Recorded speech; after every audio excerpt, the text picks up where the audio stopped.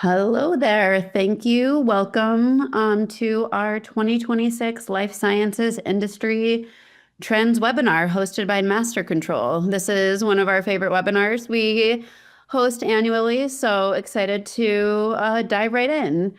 I am Nicole Sherman, and I am joined by my wonderful colleagues, Jessica Madsen and Caitlin Mitten-Smith, who you'll hear from here shortly to go through industry trends that we are seeing for life sciences. Before we get started, I do want to just cover a few quick housekeeping items. If you need any assistance during today's broadcast, please use that chat function at the bottom of the screen. Send us a message and we will work to resolve any issues. We've also got that Q&A function at the bottom of your screen.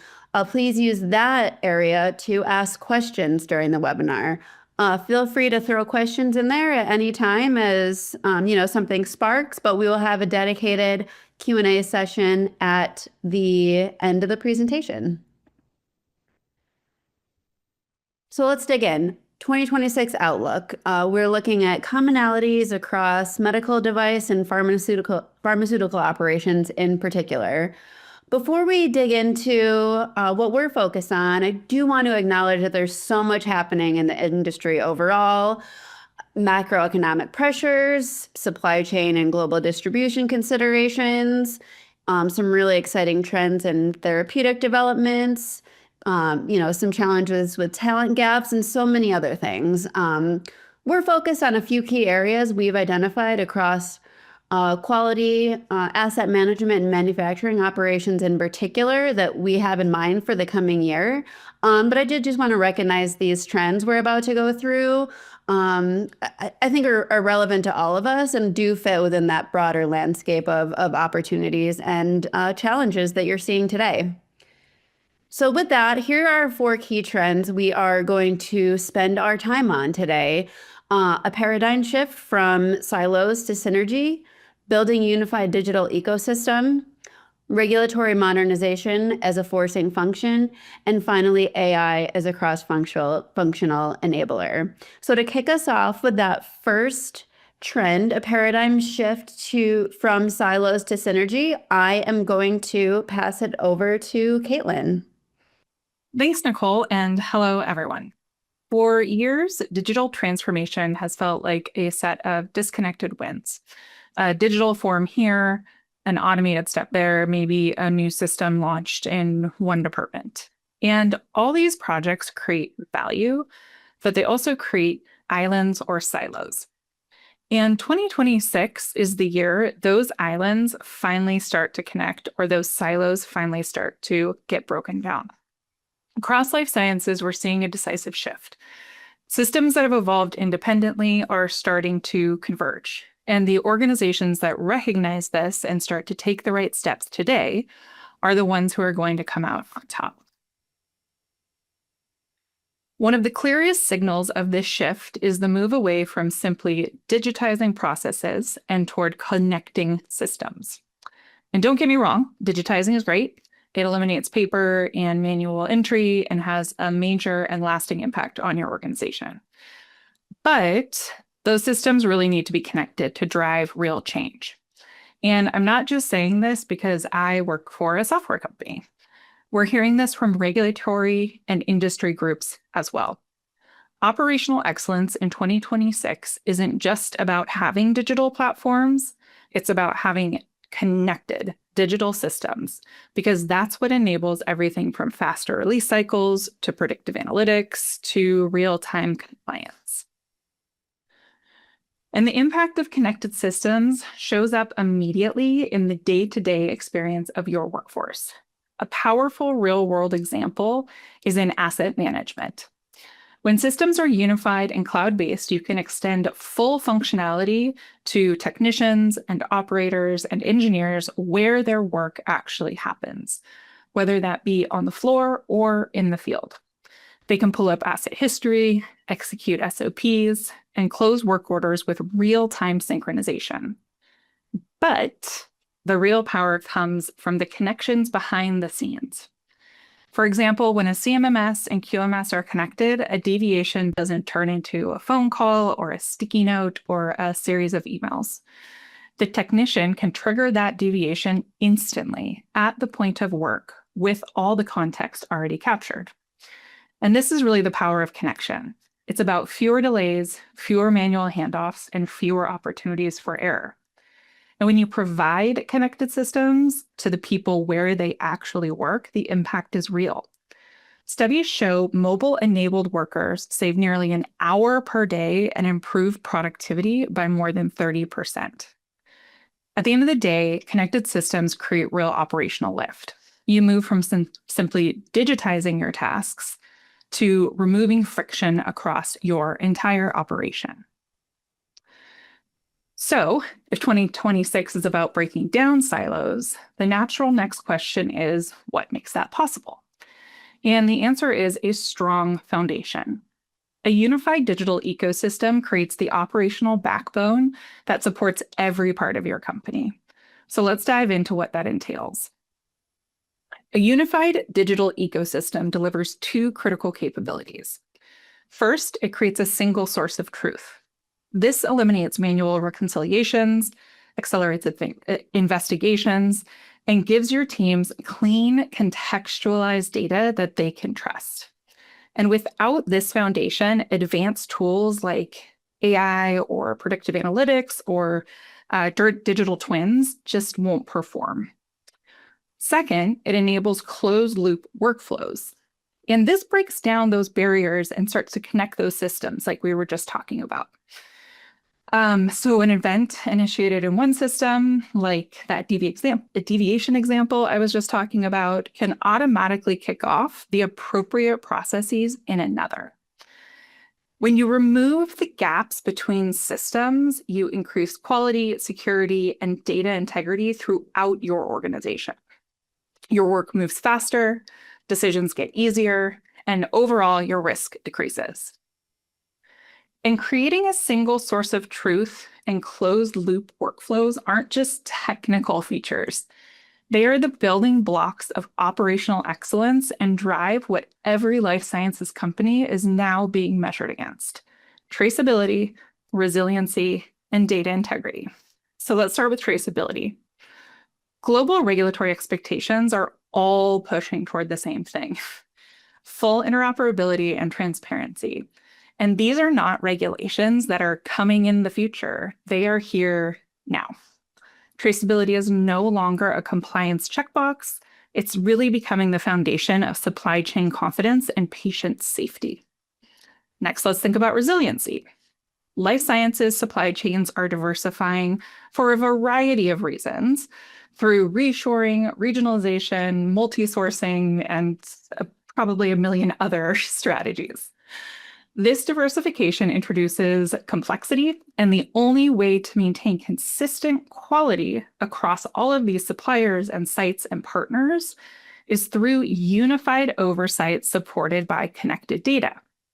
And finally, into that data integrity. Unified digital records drive increased data integrity and are a pillar of rapid tech transfer, smoother audits, and faster deviation and investigation cycles. Really, in a world where remote assessments allow regulators to request access at any time, fragmented data starts to become a liability. As organizations work to build a unified digital ecosystem, one thing is abundantly clear: you cannot achieve it using the rigid systems of the past. A unified ecosystem requires configurability, flexibility, and scalability in your architecture. And we're seeing this greater agility really show up in both software and in hardware. On the software side, low-code platforms are changing how teams deploy and evolve core systems, like their MES or their QMS. Organizations are opting for configurable systems that enable them to tailor their workflows to their exact specifications and quickly adapt them as processes change, dramatically shortening time to value and reducing the validation burden. This same shift can be seen on the hardware side. Modular facilities and single-use technologies have been around for years, but we're seeing a lot more adoption. Flexible hardware allows manufacturers to scale capacity, to introduce new products, and to pivot between products more rapidly than before. And when configurable software meets flexible hardware, you start to get an environment that can adapt in real time. So instead of fighting against outdated systems or rigid infrastructures, your ecosystem actually begins to enable speed, precision, and repeatability. Finally, if there is one message I want to underscore as I wrap up this section about kind of building a digital ecosystem, it is this. A unified digital ecosystem is the prerequisite for AI. AI is not the starting point. It is the outcome. It is what becomes possible after you build the foundation. Because AI without data is frankly kind of useless. However, not just any data will do. AI needs data that is clean, that is contextualized, that is structured, and that is compliant. Organizations that jump into AI pilots without first harmonizing their data will hit a wall, and they will struggle to scale or validate outputs. However, companies that invest in unified connected ecosystems, those that enable real-time data flowing across their business, are going to be the ones who see measurable results. At the end of the day, the real work isn't deploying AI. The real work is building the ecosystem that allows advanced intelligence to function responsibly and at scale.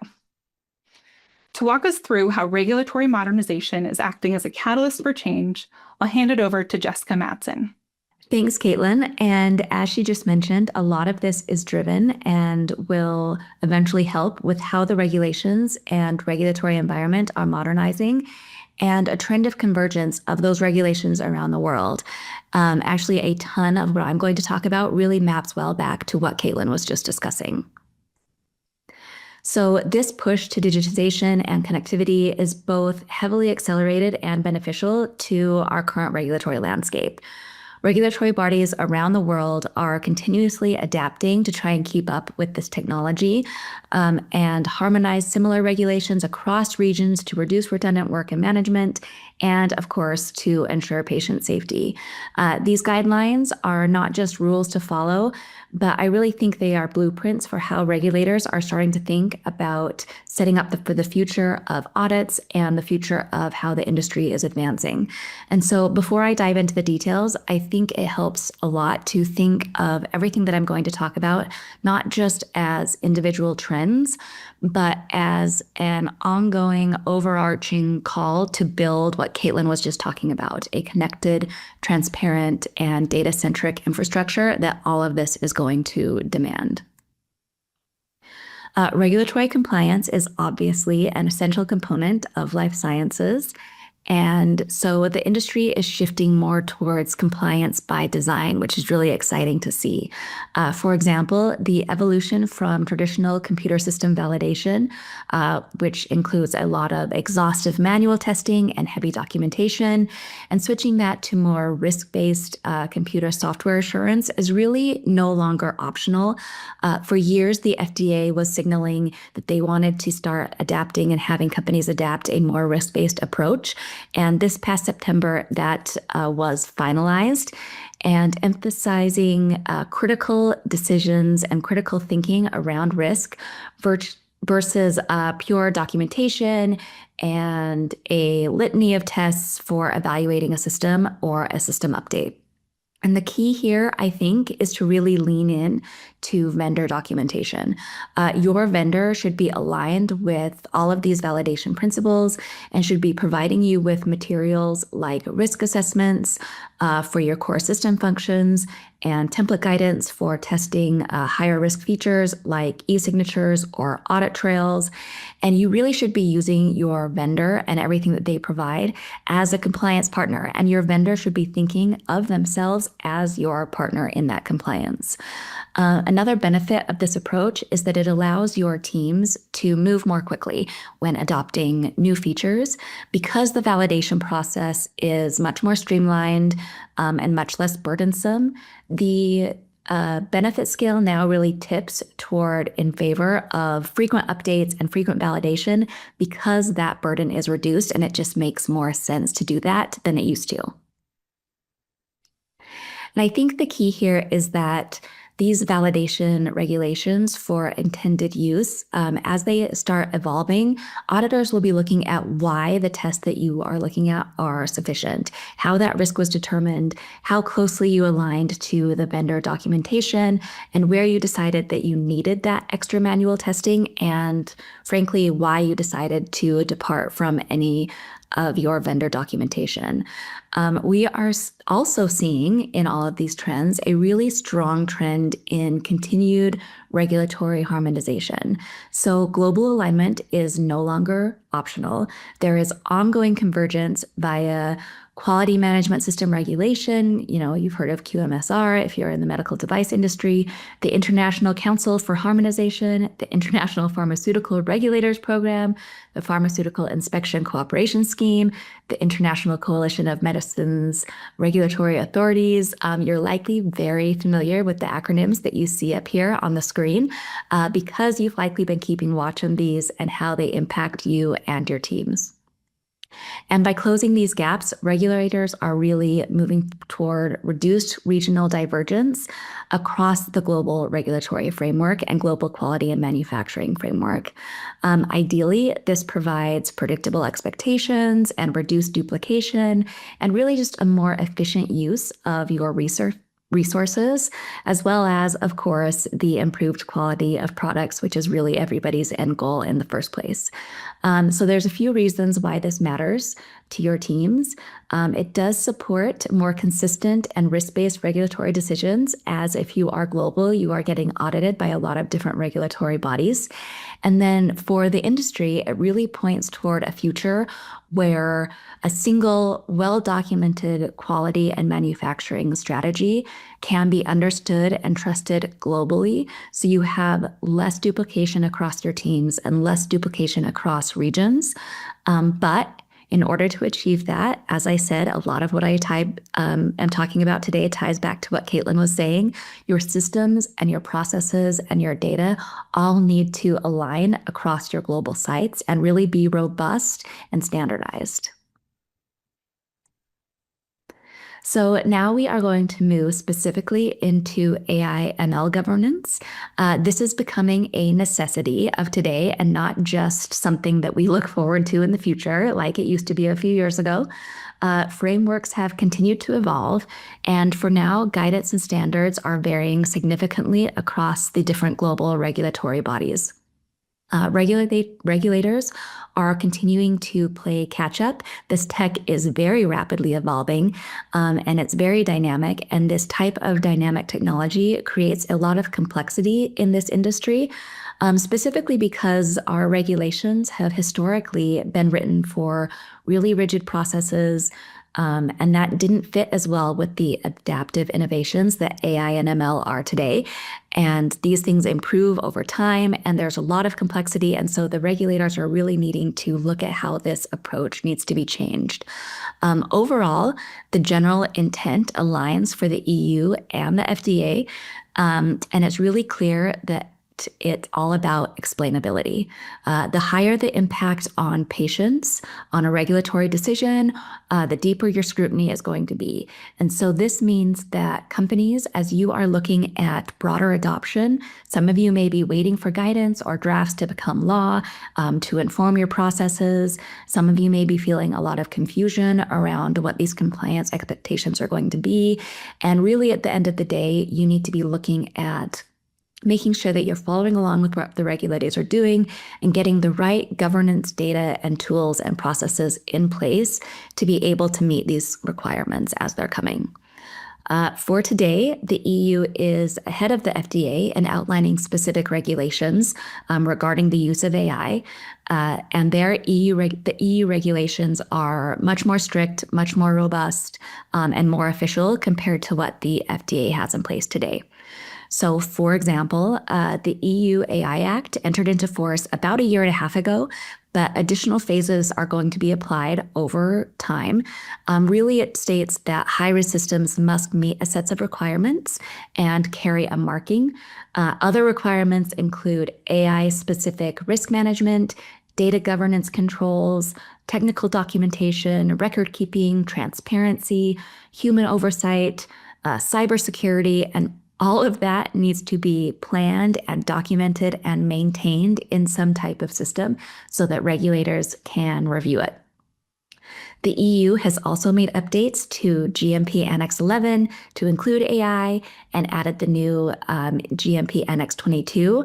And these tell inspectors exactly what to look for around AI for product quality, patient safety, and data integrity.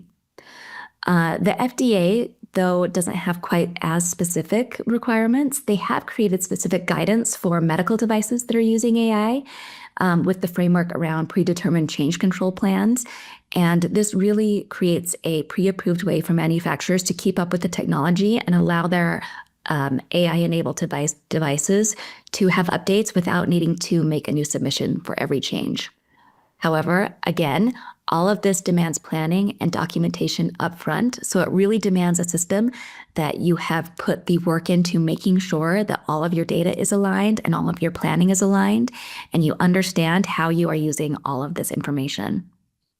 So all of this together gives you an idea of how you need to prepare to have your AI use audited, especially when it's impacting critical decisions or critical applications. And again, the key there, I want to just underline this, is to ensure that you have transparency, explainability, and human accountability in your systems and in your use of AI. Finally, I want to discuss how regulatory bodies themselves are using AI. The FDA is leading the way here with the use of ELSA. And ELSA is an AI tool designed to help FDA employees work more efficiently. It is highly secure, and it allows FDA employees to access internal documents and ensures that all of the information stays within the agency. So the model does not train on the data that is submitted by these industry employees and effectively safeguards all of that sensitive research and data handled by the FDA staff. And this has been signaled as the first step in the FDA's overall AI initiative for how they want to continue using AI to streamline their operations in the future. And this will be most impactful for quality management and manufacturing departments because one of the main uses is to summarize adverse events and review documentation, accelerate those reviews, and choose which facilities to inspect. So basically, if your house is not in order, they want to find you sooner and resolve any issues faster. This doesn't come without risks. Some of the initial critiques have focused on the possibility of hallucination and ensuring that there's always a human in the loop for review. But I do think that it signals that the use of AI is here and expected to be part of the story for both companies and regulators and their use cases, and how you always want to, at this stage, keep a human in the loop. And for a deeper dive into AI, I am going to pass everything over to Nicole. Great. Thank you, Jess. So we're at our fourth trend, AI as a cross-functional enabler. And we're really seeing this as, the natural culmination of what we just heard Caitlin and Jess go through, really about the need to have that right digital ecosystem implemented, managed effectively across operations with those added layers of risk management, human oversight, change control, data governance, and more to really see the value of AI as a cross-functional enabler.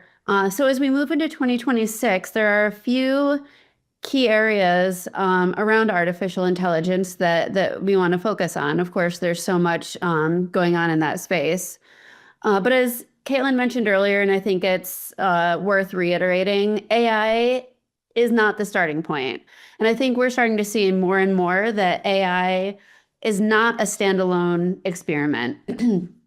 We're really trying to build an intelligence layer that capitalizes on connected data streams. So a few things around that. I think we'll continue to see a push to predictive analytics as a really key outcome of a successful ecosystem and data layer being effective. So I know from things we've seen in the industry, conversations we have, predictive maintenance, preventative maintenance, predictive quality events. Those are some really key areas ripe for data to enable AI to help assist with, anticipating issues before they happen and help keep operations run more smoothly. So I think we'll continue to see a focus on predictive analytics, especially in those spaces. Next, I'll spend some more time dedicated to this shortly, but general use case of AI seems to have really run its course over the past 18 to 24 months.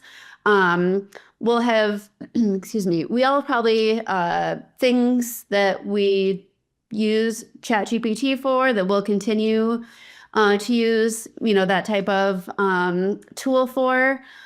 But I wouldn't say in most cases, those types of use cases have had a material impact on day-to-day business operations. They're not really showing an ROI on AI use. So I think we're gonna see a shift as companies move or add to general purpose GPTs with more of a focus on assistants or co-pilots for their workers. And then finally, we'll cover a trend moving towards AI-powered lab and the trends we kind of see on some really cool applications for, again, utilizing that data structure to be able to do some really cool things in the lab. So I want to go back to that idea of shifting from general purpose to more specific task-oriented AI applications. So a recent McKinsey research study found that about 8 in 10 companies are using generative AI like a ChatGPT today. Yet 80% of those companies report no tangible bottom line benefits. So again, we might be seeing a lot of use, but not a lot of outcomes from those deployments. So a lot of life science organizations have been quick to move and deploy generative AI, kind of that idea of starting with AI versus building towards it. So that, and again, just the value has plateaued. So I think that brings us to this third stat we see here. Gartner, a recent Gartner study, estimates that about 40% of agentic AI projects will be canceled in 2027 due to escalating costs, that weak value, or insufficient controls. So there are a lot of organizations right now that are just not proving value beyond pilots in place, or again, beyond those kind of more general GPT use cases. That's where we're going to start seeing this refocus, right? I know a lot of folks in the industry, especially those with, numbers you've got to report out on, you're feeling pressure, right, to be more efficient, to optimize processes, and likely getting pressure from your executive leadership to continue to evaluate and implement AI. So I think we're starting to see, and we'll continue into 2026, see this refocus on workforce assistance from more general Gen AI use cases. And that's where I think we'll see more measurable gains. So as AI matures on the plant floor, you can see more tangible improvements where, an operator is, has a very specific use case for an AI tool that can result in fewer exceptions, faster release, reduce downtime, improve yield, very, tangible outcomes that will, help operations. For example, one area of your operations that is ripe for this is even, document management for regulatory compliance, where specialized agents can help streamline review, approval workflows, regulatory adherence, translations, again, to just overall help with efficiency in managing the large volume of documentation that the industry deals with on a day-to-day basis. And one place we've seen this come to life very recently is the FDA just in early December of 2025 announced the deployment of agentic AI capabilities for all agency employees. So that deployment is intended for FDA staff to further advance the use of AI to assist with more complex tasks such as meeting management, pre-market reviews, review validation, post-market surveillance, inspection, compliance. So again, just kind of bringing in that tangential example of the FDA also recognizing and deploying AI in kind of more that task assistant type of area.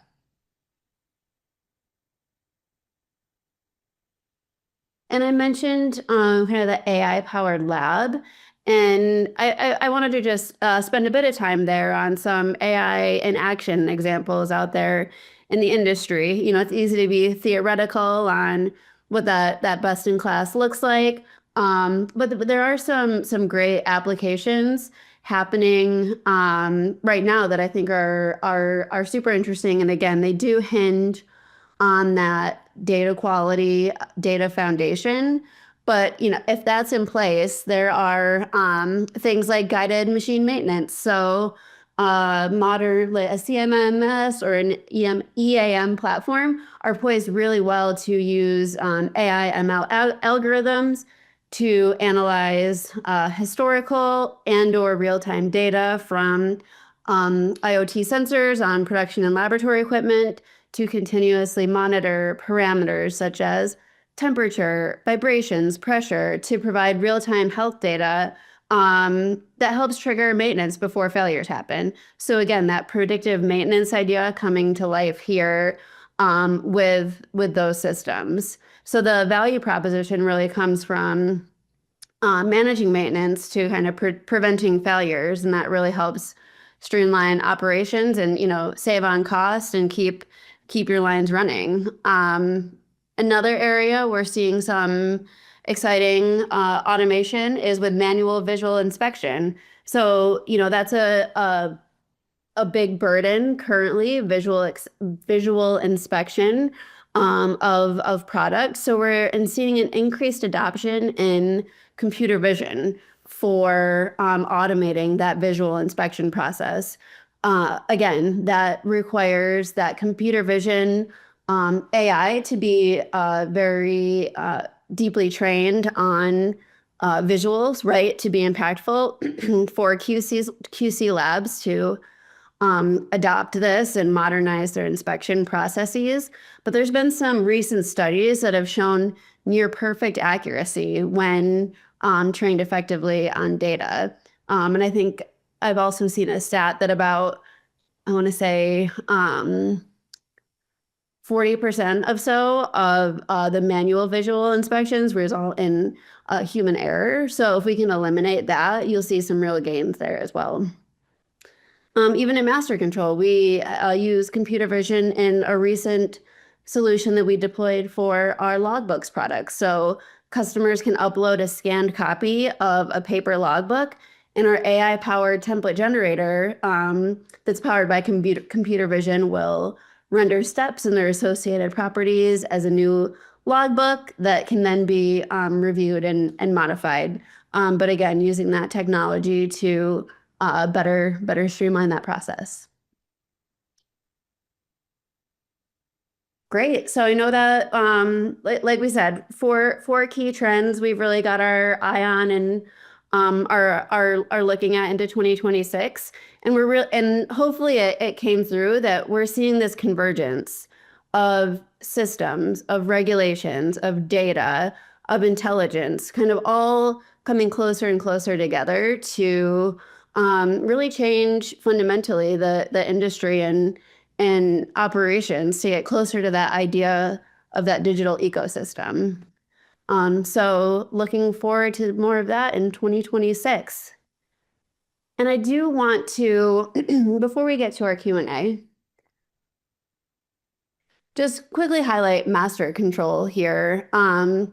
We work to always have a pulse on the industry and continue to build and innovate with a really strong industry-leading manufacturing platform that supports solutions across manufacturing with the next generation electronic batch record and logbooks, #1 QMS for life sciences with document training and quality event management, and a really comprehensive, compliant, and scalable asset management solution.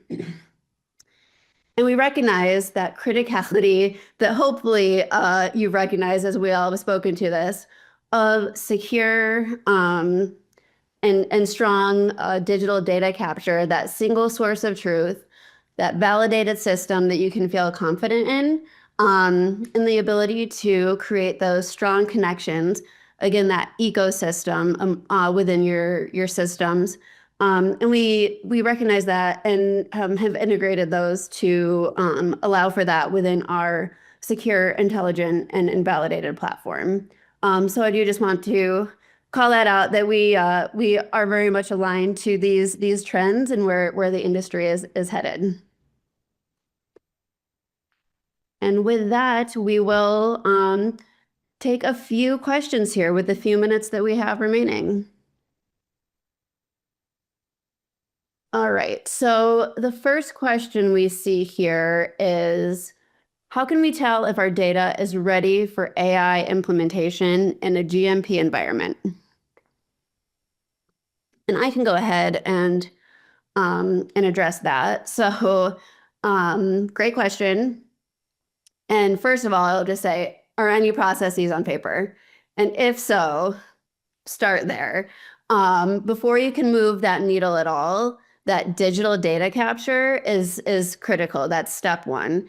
Having those, like Caitlin said, even digitization is great, right? Just getting off paper is that first step and a necessary step before that connected ecosystem is even possible. So I will start there, just, at ground zero. And then I would ask yourself the following questions about those digital data captures, like, do we have a single source of truth, or are there multiple conflicting data sources? Can we trace the lineage from collection all the way through to analysis? Are formats standardized across systems? Do we have contextualized data or just raw dumps? And I know I'm not, giving you a lot of time to answer these, but I just think, going through those, there's, on the flip side, kind of warning signs if your data is not ready. So the need to manually reconcile between systems because the data isn't consistent. You got inconsistent formats or definitions across departments, so that data can't be harmonized. And then even if you're digitized, that data can still live in spreadsheets rather than integrated systems. And that's, going to prevent that data-ready environment as well. So I think just recognizing, if you're kind of thinking about some gaps as I went through that, there's, areas for improved readiness there. So it's, that structured, consistent, same format that's really going to, again, enable that true unified digital ecosystem across systems. And again, we sound like a broken record, but that's truly what is going to enable AI implementation. And I just want to add one thing to that, is that this even goes beyond AI, right? And so I know the question was about AI, but having those connected systems, having a cohesive data management architecture, yes, is like the baseline for AI, but it also just unlocks a ton of different things as well in the course of really striving for operational excellence. So whether or not your company is today thinking about AI or how to prepare for it, Simply having that clean contextualized data helps to improve your business functions and your operations across your organization, even if for some reason you never wanted to use any sort of AI or machine learning or anything like that. So I know the question was about AI, so I don't want to deviate too much from it, but I did also just want to underscore that if you're with a company and you're just not quite there, that kind of starting how Nicole said, but is really critical, but also recognizing that that is going to pay dividends in hundreds of different ways beyond even AI. Yeah, Caitlin, that's a great point. There is this laser focus on AI, but the value goes much more beyond that use case. Absolutely. Great, thanks for that ad. Another question here, Jess, I think this is a great one for you. So the FDA has finalized guidance on continued remote evaluations. How are you seeing organizations prepare for this?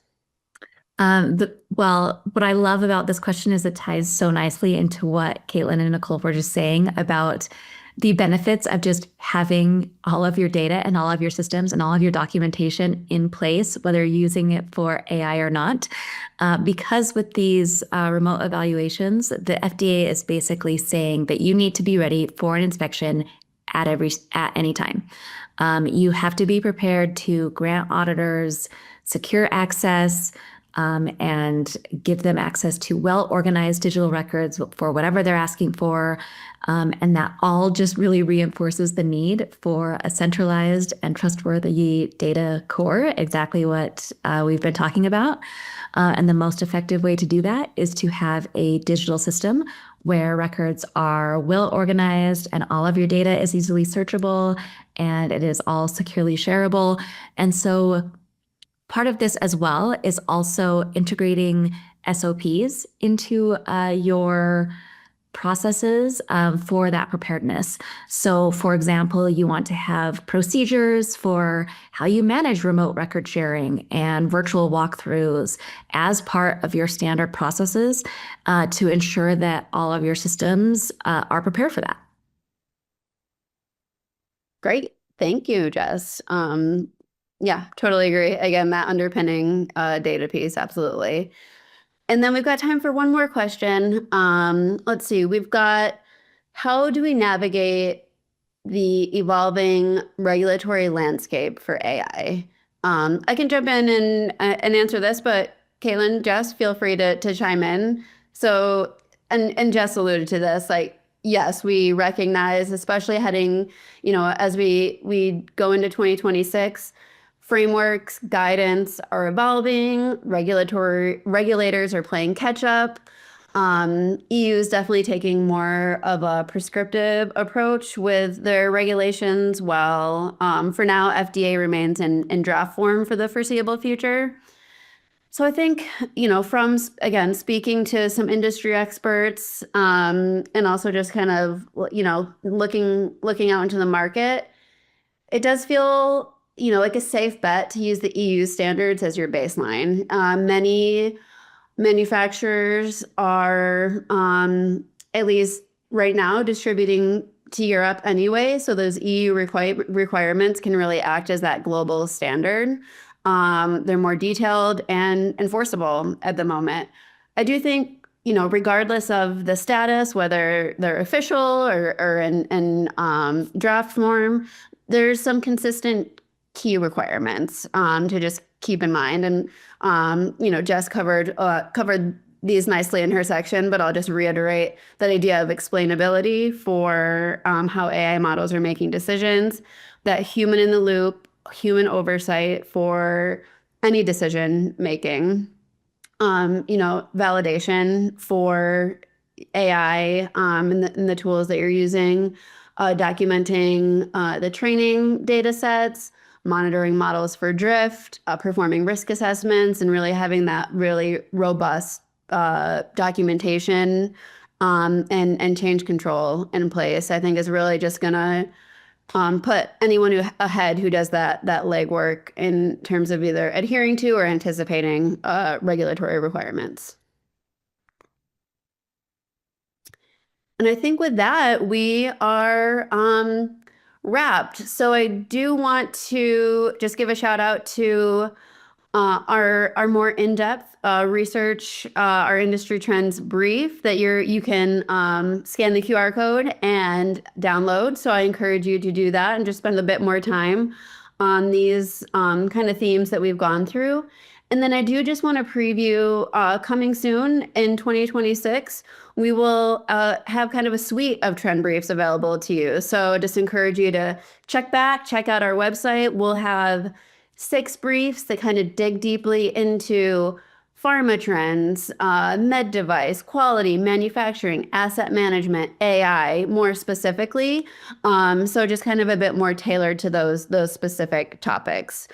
So encourage you to, please come back and check those out. And thank you. Thank you for attending. Thanks for the engagement. Have a good day.